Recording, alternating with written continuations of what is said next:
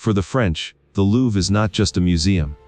It is a heartbeat carved in stone, a silent witness to revolutions, love stories, and empires that rose and fell.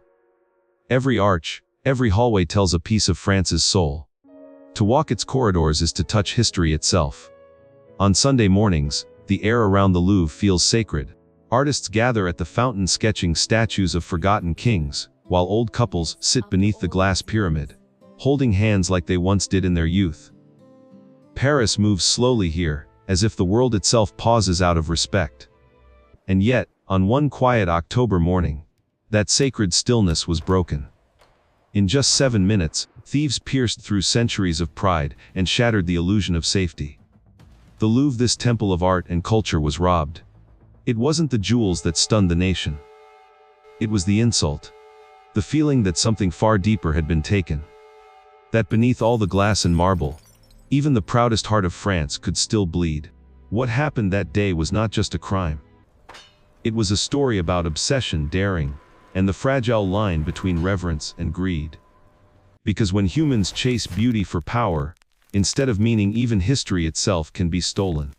Long before the Louvre became a museum, it was a royal palace. Marble floors once echoed with the steps of kings, and candlelight spilled across gold ceilings that seemed to touch heaven. Within these walls, France crowned its glory and hid its fears. Every stone was laid not just for beauty, but for power.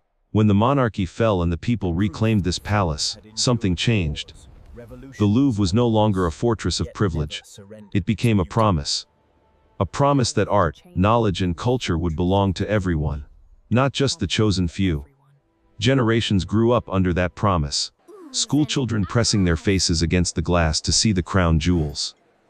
Artists sketching in silence, trying to capture the light that made Da Vinci immortal. Guards who treated every painting as if it were a living soul. To the French, the Louvre was more than walls and paintings. It was a mirror of their identity, a place that held their collective memory, the laughter and pain of 1,000 years. It stood as proof that France had endured wars, revolutions, and loss, yet never surrendered its beauty. For decades, people believed nothing could touch it. Not time, not greed, not violence. The Louvre was untouchable. Or so they thought. Because the moment a nation begins to believe it is invincible, that is the very moment it becomes most vulnerable. It was a Sunday morning like any other in Paris. The streets were still damp from the night before, the cafes smelled of fresh croissants and coffee, and the Seine moved lazily beneath a gray sky. Inside the Louvre, the halls were quiet. Only the soft echo of shoes on marble, and the steady hum of security monitors broke the silence. The guards made their usual rounds, nodding to each other with calm confidence. To them, the Louvre was sacred ground. They had spent years watching over its treasures, each guard carrying a silent pride in protecting the heart of France.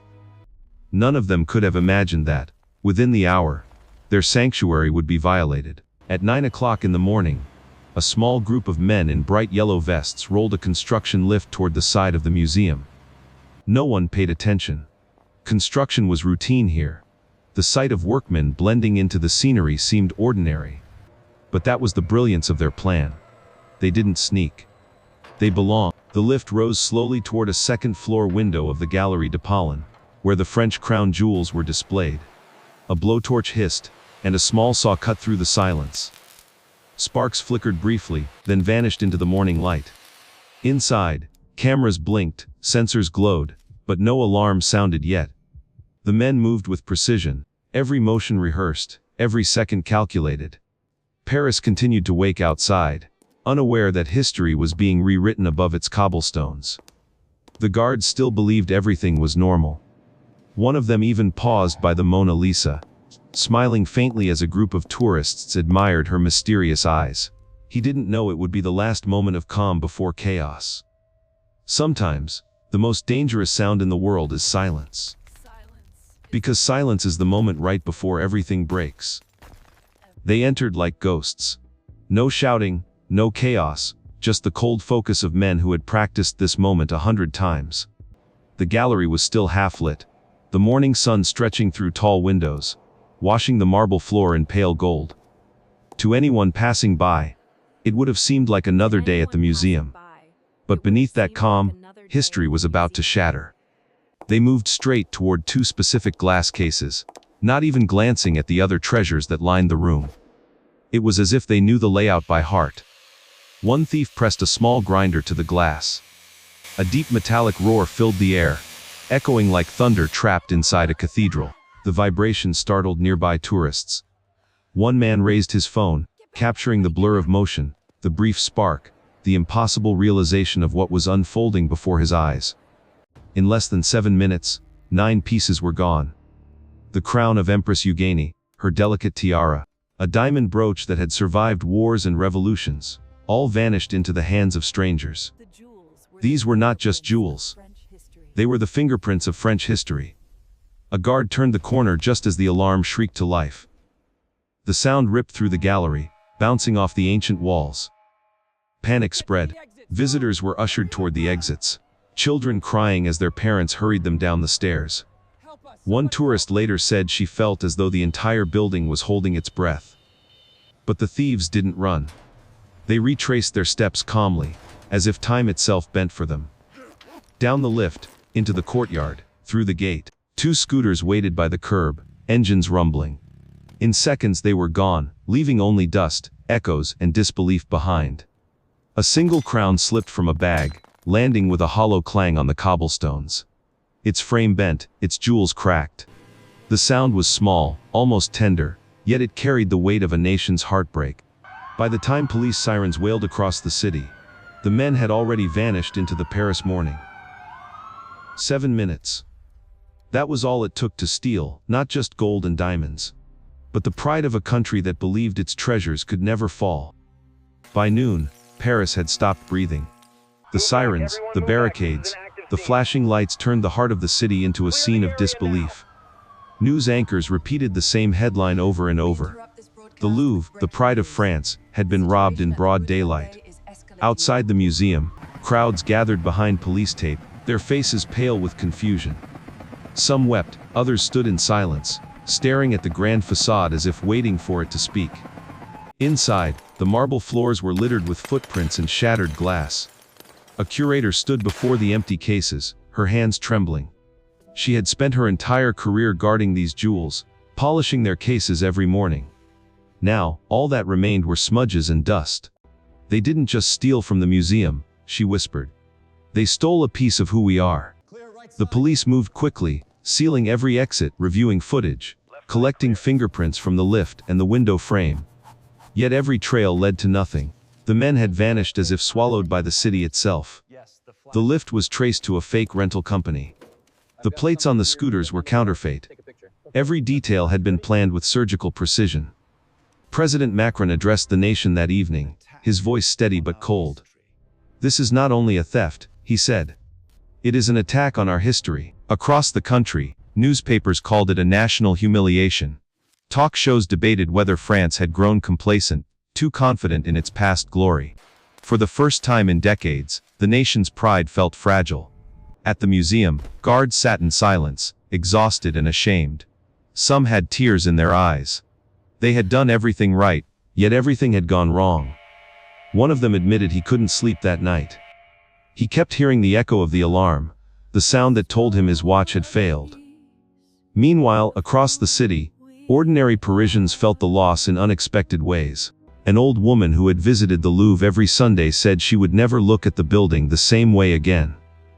A teacher canceled her class trip, saying the children were too upset.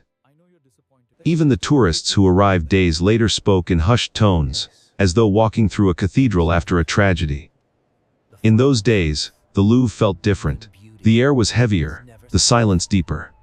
What had been a symbol of immortality now felt painfully human. The marble no longer whispered triumph but grief.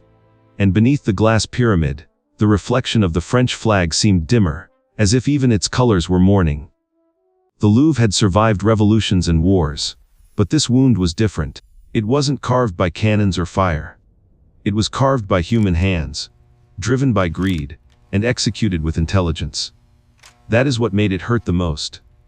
Because it proved that even beauty, no matter how sacred, is never safe from the flaws of the people who created it. The hunt began before the sun rose the next day. Police flooded the streets, helicopters circled above the city, and every border checkpoint in France was alerted. Interpol joined within hours, tracing stolen vehicles, scanning airport cameras, searching every lead that could still be warm. But the men who had humiliated a nation had left behind almost nothing. The two scooters were found abandoned near the southern edge of Paris. Engines cold, fingerprints wiped clean. The stolen lift truck, discovered miles away, had been repainted and stripped of its serial number. Whoever they were, they understood not just how to steal, but how to disappear. As the investigation spread, whispers filled the air. Some believed it was an inside job. Others said it was the work of former soldiers, professionals who knew every blind spot of the Louvre. But to the people who had lived their lives guarding that museum, the theories mattered less than the shame. A guard named Henry, who had worked there for 22 years, couldn't bring himself to return to duty. He told a reporter, "You protect something for decades, you give it your life, and then in 7 minutes, it's gone. It makes you question everything." His words resonated far beyond Paris, reminding the world that behind every artifact lies human devotion, not just history. Curators, restorers, and historians joined the search in their own way, scouring auction networks and black markets, hoping to spot a familiar diamond or an unmistakable crown curve. For them, it wasn't about money, it was about restoring a legacy. But time was cruel. Experts warned that within a week, the jewels would likely be melted down, the gold sold in pieces, the diamonds recut beyond recognition. History itself was dissolving into greed, grain by grain. In cafes and homes, Parisians debated what it meant. Was it simply a crime, or something deeper, a mirror reflecting the fragility of human pride? Some saw it as proof that even nations can be robbed of their illusions.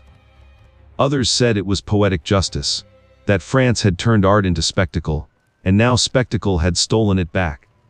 Yet amid all the anger, something more tender emerged. Visitors returned to the Louvre, standing before empty glass cases, leaving flowers, letters, small sketches. One child drew a crown on notebook paper and taped it to the display with the words, "We'll get it back." In that quiet act, Paris found a strange kind of peace. Because even in loss, there was love. Even in humiliation, there was unity. And maybe that was the real treasure. The thieves could never steal the human spirit that refuses to let beauty die. The investigation would go on for months, perhaps years. But what the city had already learned was far more valuable than any jewel. That what makes art eternal is not the gold that frames it, but the hearts that remember it. Weeks passed, and life in Paris began to move again, but the echo of that morning never truly faded. The Louvre reopened its doors, the glass repaired, the halls polished, the crowds returned. Yet something in the air had changed. Visitors spoke softer, walked slower, and looked at the art as if it could vanish at any moment. The curator who had stood before the empty cases came back to work. Each day, she passed the display where the crown once gleamed, and though it was empty, she would still wipe the glass clean. "It deserves respect," she said quietly. "Even absence can be sacred." France never caught the men who stole its jewels, but in time, the country found something else, a renewed sense of what truly matters. Not the gold, not the diamonds, but the connection between people and the beauty they protect together. Because art, like memory, survives not through ownership, but through care. Under the Louvre's great glass pyramid, the reflection of the French flag still shimmers across the stone. It reminds those who visit that pride can be wounded, but never destroyed. The treasures may be gone, yet the spirit that built them endures. The heist was more than a crime. It was a story about humanity, about greed and devotion, about loss and the power to begin again. And maybe that is why people will keep coming to the Louvre, not just to see what remains, but to remember what was lost. If stories like this move you, subscribe to Secret Files, where we uncover the human heart behind history's greatest mysteries. Because every crime tells a story, and every story reveals a truth about us all.